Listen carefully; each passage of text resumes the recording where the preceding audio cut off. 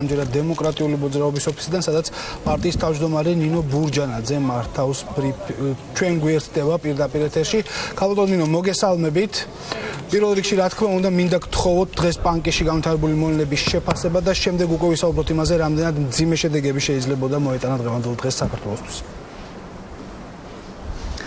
მოგესალმებით, მინდა გითხრათ, რომ რა თქმა უნდა, ყველანი დიდი შეშფოთებით ვადევნებდით თვალყურს პანკისში განვითარებულ მოვლენებს. ჩვენმა პარტიამ პრაქტიკულად შუადღისას გააკეთა განცხადება, ბატონმა გიგლა ბარამიძემ გააკეთა პარტიის სახელით განცხადება, სადაც დაგმო, რა თქმა უნდა, ძალადობის ფაქტი და ამავდროულად მოუწოდა ხელისუფლებას ყველა ჩვენგანი სახელით განსაკუთრებული სიფრთხილისაკენ. პირველ ყოვლისა, მე მინდა ვთქვა, რომ პანკისის მოსახლეობამ იმ ადამიანებმა, ვინც მართლაც ცდილობდა, რომ დაემშვიდებინა იქ სიტუაცია, ვისაც იქ სიტყვა ეთქონდა, კიდევ ერთხელ დაგვანახეს, რომ ესენი არიან ნამდვილად ძალიან ღირსეული შვილები საქართველოსი, ძალიან ღირსეული ნაწილი ჩვენი მოსახლეობის ადამიანები, რომლებიც ძალიან უფრთხილდებიან საქართველოს თავის სამშობლოს და უფრთხილდებიან სიმშვიდეს. ჯერ კიდევ ერთი წლის წინ და ცოტა მეტი ხნის წინაც მე თუ გახსოვთ საგანგებოდ გავამახვილე ყურადღება პანკისის ხეობის უხუცესების მიერ გაკეთებულ განცხადებაზე, რომელიც მიმართავდნენ ხელისუფლებას, ეს იყო ნიმუში, როგორ უნდა გაუფრთხილდეს შენს ქვეყანას, როგორ უნდა მოგისმინოს ხელისუფლებამ, ოღონდ ხელისუფლებამ ამ ადამიანების არ გაიგონა და არ შეისმინა. ხელისუფლება არაფერს არ უწევს ანგარიშს და მათ შორის არ უწევს ანგარიშს იმასაც, რომ წარმოიდგინეთ ახლა ის რაც ხდება დღეს პანკისის ხეობაში, მარტო საქართველოში ხო არ გადაიცემა.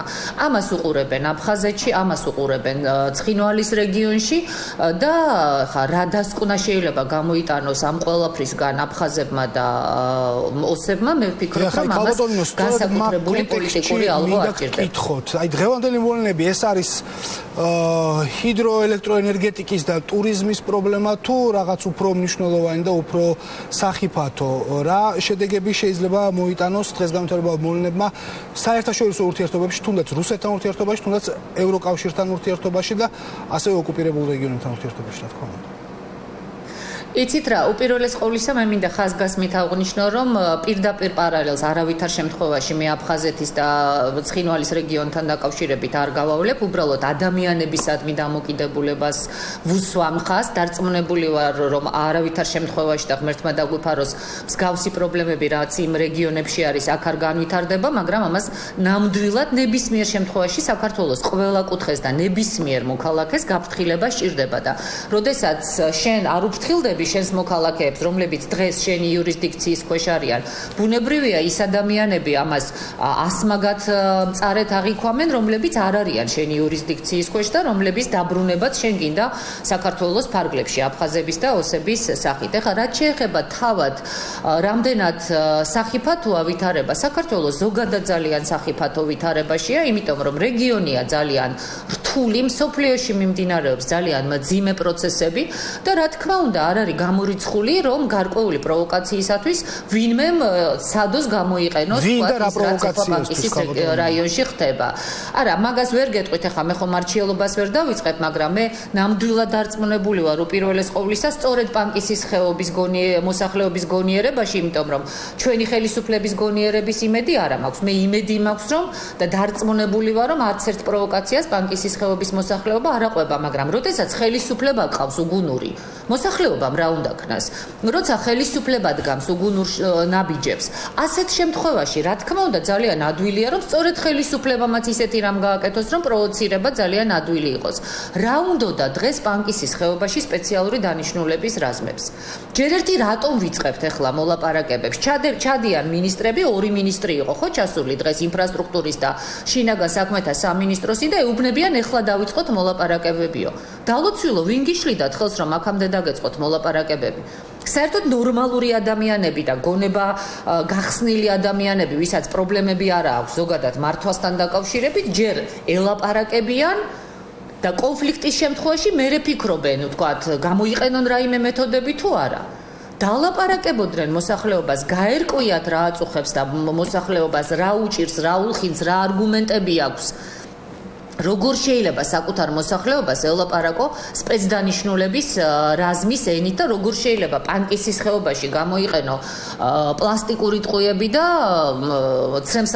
ცრემსადენი გაზი. ეს წარმოუდგენელია უბრალოდ, მაგრამ ეს იცით რის იბრალია ბატონო ბიძინა?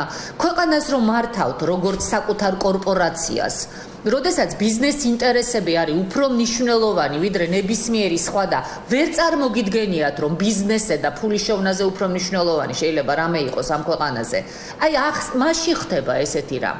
როცა მინისტრებად, მინისტრის მოადგილებად, პრემიერ-მინისტრებად, პარლამენტარებად ნიშნავთ ადამიანებს, რომლებსაც არც ავტორიტეტი აქვს, რომელთა სახელი და გვარიც კი არ იცის მოსახლეობის აბსოლუტურმა უმრავლესობამ, რომელთაც ელემენტარული გამოცდილება არ აქვთ. რა უნდა გააკეთონ, სად რომელ რეგიონში როგორ უნდა იმოქმედონ და რომელ და გამონათქვამებზე, ბევრად უფრო ჭკვიანურ გამონათქვამებს პანკისის მოსახლეობის ჩვეულებრივი რიგითი გლეხი ქალი და კაცის ჯობს, აი როცა ასეთი ხელისუფლება ყავს ქვეყანას, მაშინ რა თქმა უნდა ძალიან რთულია ილაპარაკო იმაზე, რომ რა ვითარება იქნება ქვეყანაში და განვითარდება თუ არა ქვეყანა. სწორედ მომავალზე მინდა გკითხოთ, კალტონინო, შეცვლის თუ არა ვითარება შინაგან საქმეთა მინისტრის გადაწყვეტილება. ფაქტობრივად უნდა ვთქვათ, რომ ხელისუფლებამ უკან დაიხია პანკისელების წინაშე, მაგრამ რა მოხდება შემდეგ თქვენი აზრით? არა, რა გადაწყვეტილება შინაგან საქმეთა მინისტრის რომელიც ის რომ სპეცდანიშნულების რაზმი გადის ხეობიდან, რომ ჰესის საკითხი კვლავ გაურკვეველი რჩება? ხო, გასაგებია ეს ყველაფერი, ესეც ხელისუფლების აბდაუბდობაზე ლაპარაკობს. ანუ თუ შეიძლებოდა რომ განუხილველი დარჩენილიყო ეს საკითხი და გადაგვედო, მას რაღაც საჭირო იყო დღევანდელი პროვოკაცია. ისე უბრალოდ შინაგან საქმეთა მინისტრმაც უნდა იცოდეს, რომ კი, რა თქმა უნდა, ჩვენ ძმები და დები ვართ პანკისელებთან, ამაზე ორი აზრი არ არსებობს, მაგრამ შინაგან საქმეთა მინისტრის ტერმინოლოგია ცოტა უნდა განსხვავდებოდეს, მაინც. ის არ არის კონკრეტულად ამ შემთხვევაში პოლიტიკური მოსაზრებებისთვის, ის არის კონკრეტულად შინაგან საქმეთა მინისტრის ფუნქციების განხორციელებისათვის და ადრე უნდა გახსენებოდა დობა და ძმობა, ვიდრე სპეცდანიშნულების რაზმ შეიყვანდა პანკისის რაიონში. თქვენ ფიქრობთ, რომ ეს უშუალოდ გახარიას გადაწყვეტილებით შევიდა პოლიცია დღეს პანკისში, ხო? არა, რა თქმა უნდა, ვინ ეკითხება გახარიას, ეხლა ან რომელიმე მინისტრს ვინ ეკითხება, ან პრემიერ-მინისტრს ვინ ეკითხება მინისტრის გადაყენება, ან არ გადაყენება, ეხლა გუშინ თქვენ სიუჟეტებსაც რომ ვუყურებდი, რომ პრემიერ-მინისტრმა გადააყენა თუ გუშინ წინ გადააყენა ეკონომიკის მინისტრი, ერთი-ორჯერ გამეცინა, ეხლა ვინ ეკითხება პრემიერ-მინისტრს, საერთოდ თვითონ ვერ გაიგო კაცმა, რომ პრემიერ-მინისტრია და ეხლა ვინ კითხავს მაგას მინისტრს გადააყენებს თუ გადმოაყენებს. აქ ყველაფერი არის ერთი კონკრეტული ადამიანი, გამოგძანდა პანკისელი ქალბატონი, რომელსაც ნამდვილად არ აქვს საქართველოს მოსახლეობის გარკვეული რაოდენობისაგან განსხვავებით იმის პრეტენზია, რომ პოლიტიკოსია და ქვეყანა უნდა მართოს და პირდაპირ გვითხრა, რომ ერთმა კაცმა გადაწყვიტა, რომ ჩვენი სამშობლო ჩაიდოს მიწაში, რა ეშველება საქართველოსო.